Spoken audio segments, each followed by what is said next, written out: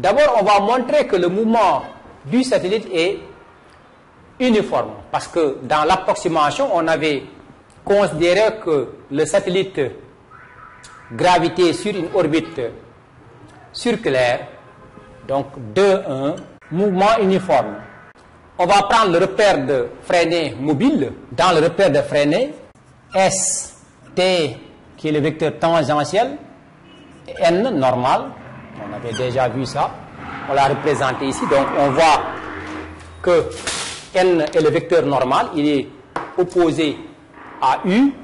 T, c'est le vecteur tangentiel. On aura A, qui est l'accélération. On avait précédemment, on rappelle que A, on avait établi ça tout à l'heure, donc égal à K fois M sur RO carré U. Et on voit très bien que U et N sont opposés. Ainsi, on peut écrire, donc on écrit or, U, le vecteur unitaire U est opposé au vecteur normal. Ainsi, A aura pour expression plus KM sur RO carré N. Et ici, on voit que cette accélération a la composante normale. Donc, A égale A normal. Un tel satellite a une accélération qui est normale.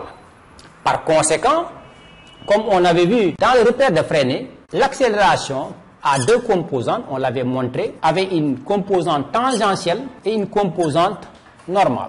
Et ici, on vient de montrer que l'accélération est normale. Ça veut dire que l'accélération tangentielle est nulle. A égale à AN entraîne l'accélération tangentielle est nulle et l'accélération normale égale à A qui est égale à G. À partir de là, on montre que A de t, qui est par définition égale à la dérivée de la vitesse sur le temps, égale à 0. Ça entraîne que la vitesse est constante. Si la vitesse est constante, la valeur de la vitesse étant constante, ou bien la vitesse étant constante, on peut affirmer que le mouvement est circulaire uniforme. Le mouvement est circulaire uniforme.